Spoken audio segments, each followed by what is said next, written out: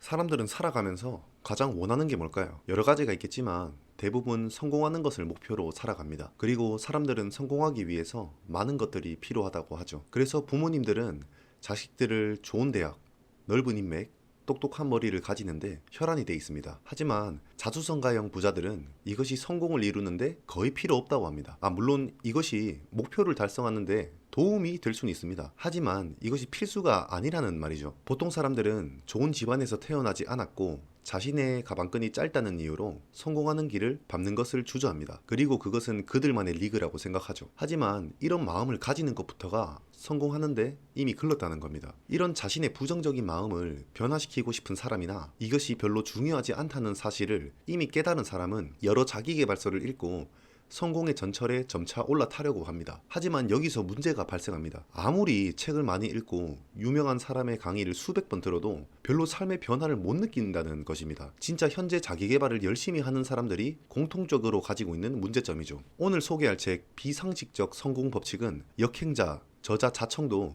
이 책을 극찬하면서 이 책을 마주한 것을 일생일대의 기회이자 운이라고 합니다. 오죽하면 이 책이 과거에 인기가 너무 많은 나머지 책이 절판돼서 중고가가 30만 원이 넘었습니다. 이 책의 제목이 비상식적 성공 법칙인 이유는 사람들이 보통 생각하는 상식적인 성공 법칙과는 너무나도 다른 법칙을 설명하기 때문입니다. 그리고 아니 이거 하면 진짜 성공한다고? 이렇게 쉽나? 라는 생각이 들 정도로 간단한 성공 법칙을 설명합니다. 저자 이름부터가 간다 마사노리입니다. 뭘 의미하는 걸까요? 제가 생각하기엔 진짜 갑니다. 어디로? 성공하는 길로. 지금부터 이 법칙에 대해서 설명하고자 합니다. 이 법칙은 총 7가지로 구성되어 있는데 5에서 7법칙은 영업과 마케팅에 관련된 부분이라서 생략하도록 하겠습니다. 혹시 지금 하시고 있는 일이 영업과 마케팅에 관련돼 있으신 분들이라면 꼭 이 책을 사서 읽는 것을 추천하겠습니다. 중고가 30만 원까지 뛴 그 책의 포스를 한번 느껴보시길 바랍니다. 일단 종이와 펜을 준비하셔야 됩니다. 종이와 펜이 없으면 지금부터 말하는 이 법칙들은 아무 의미가 없어집니다. 이것은 우리의 뇌 메커니즘과 관련이 있는데요. 우리의 운에는 방대한 양의 정보를 저장하는 역할을 합니다. 하지만 이 어마어마한 양의 정보를 효율적으로 처리하지 못합니다. 이와 반대로 좌뇌는 싱크대의 도마 같은 존재입니다. 즉 냉장고는 운에, 도마는 좌뇌라고 생각하시면 됩니다. 종이에 무엇을 적는 행위 자체가 냉장고에서 우리가 쓰려는 채소만 도마 위에 올려놓는 행위고, 인간은 그 도마 위에 올려진 채소를 어떤 요리에 활용할 수 있을지를 생각해냅니다. 자, 그럼 종이와 펜이 준비가 되셨다면 이제부터 4가지의 법칙을 소개해 드리겠습니다. 첫 번째로는 하기 싫은 일을 적는 것입니다. 하고 싶은 일이 아니라 하기 싫은 일이라고? 라고 생각하실 수 있습니다. 하지만 우리는 알게 모르게 하고 싶은 일 중에서도 하기 싫은 일이 섞여 있을 수 있습니다. 저로 예를 들 것 같으면 저는 도시락 파는 장사를 해보고 싶습니다. 왜냐하면 도시락, 즉 집밥 같은 요리를 하는 것을 제가 좋아하기 때문입니다. 그래서 준비한 종이에 도시락 장사로 월 300만 원 벌기라는 목표를 썼습니다. 하지만 장사를 하면 필수적으로 해야 하는, 제가 정말 죽어도 하기 싫은 영업과 마케팅을 해야 됩니다. 분명 저는 하고 싶은 일을 썼는데 하기 싫은 일을 해야 하는 상황이 나오는 거죠. 만약 하기 싫은 일을 먼저 썼다면 어떻게 됐을까요? 영업과 마케팅은 하지 말기. 그럼 고객과 직접적으로 만나서 영업과 마케팅이 필요 없는, 즉 배달 전문 도시락 업체가 된다거나 온라인 스토어로 창업하기 라는 조금 더 진짜 하고 싶은 일에 초점이 맞춰진 목표가 탄생합니다. 혹시 파레토 법칙이라고 들어보셨습니까? 20%의 원인이 80%의 결과를 낸다 라는 뜻입니다. 그렇기에 시간이 많이 들고 하기 싫은 80%는 걸러내고 제일 열정적으로 할 수 있는, 그리고 제일 하고 싶은 20% 정도만 하게 되면 최고의 효율을 낼 수 있지 않을까요? 그렇기에 우리는 하기 싫은 일을 먼저 써야 됩니다. 두 번째로는 하고 싶은 일을 적습니다. 하지만 너무 방대하게 쓰면 갈피를 못 잡는 불상사가 생깁니다. 예를 들면 풍요로워지고 싶다, 이런 목표같이 말이죠. 그래서 저자가 소개하는 방법을 사용하는 것을 추천드립니다. 바로 스마트 방법입니다. 쉽게 말하면 구체적인가, 예측이 가능한가, 그 정도면 동의하는가, 현실적인가, 기일이 명확한가. 만약 연봉 1억을 벌고 싶다라는 목표를 스마트 방법을 활용하면 이렇게 바뀝니다. 연수입을 늘린다. 1억 원. 확실히 이 정도의 연수입은 필요하다. 이 정도는 가능한 수치다. 내년 2월 12일까지. 이렇게 막연하게 풍요로워진다라는 목표가 내년 2월 12일까지 연수입 1억 원을 달성한다 라는 목표로 바뀌었습니다. 어떤가요? 조금 더 현실적이지 않나요? 이렇게 스마트 방법으로 하고 싶은 일을 한 10가지만 적어봅시다. 10가지가 너무 많다면 이보다 적게 써도 됩니다. 더 많이 쓰고 싶은 사람은 더 많이 써도 되고요. 이후 이 10개 중에 가장 중요한 한 개 동그라미를 쳐봅시다. 동그라미를 친 것만 우선적으로 이루어도 나머지 9개는 그냥 따라오게 됩니다. 우선순위를 부여하는 것이죠.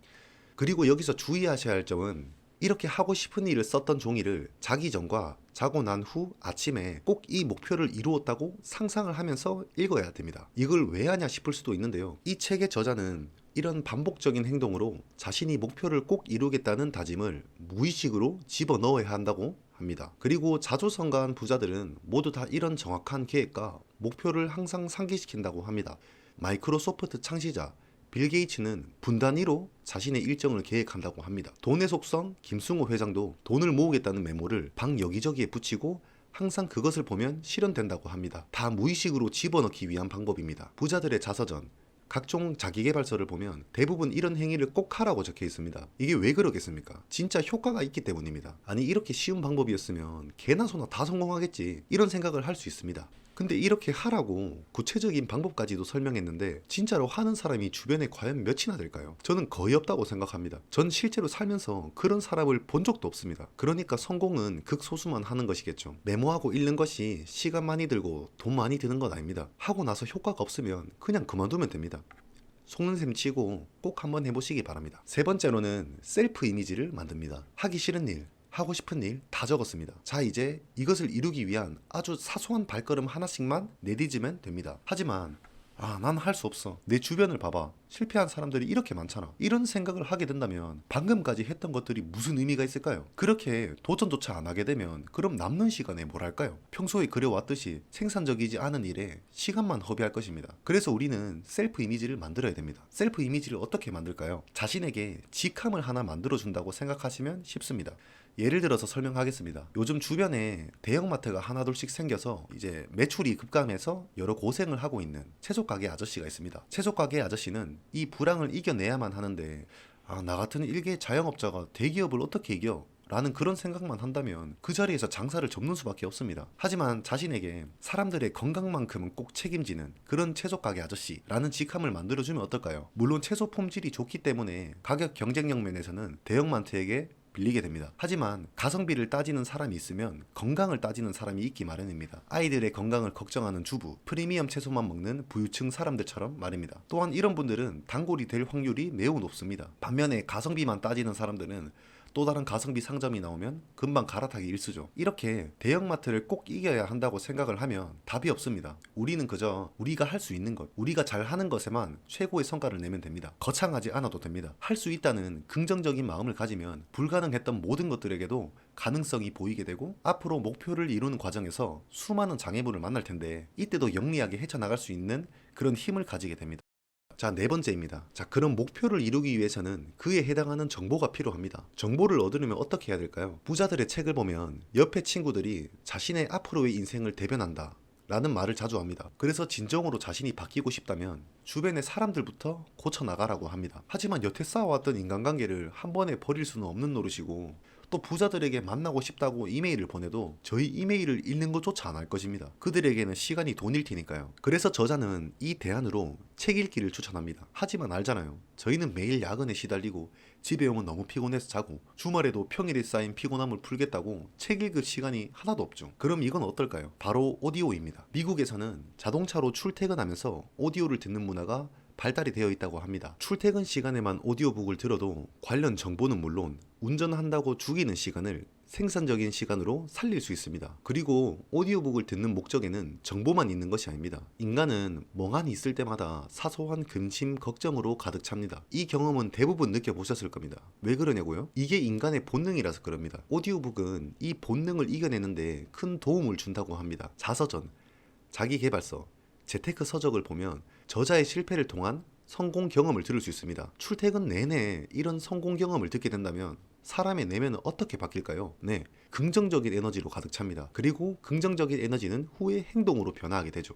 부자들은 지금도 책 읽기, 오디오북 듣는 것조차도 못하겠어요 라고 말하는 사람들을 볼 때 웃습니다. 왜 웃냐고요? 그렇게 해서 부자가 된 자신들과 서민들과의 격차를 또 벌릴 수 있기 때문이죠.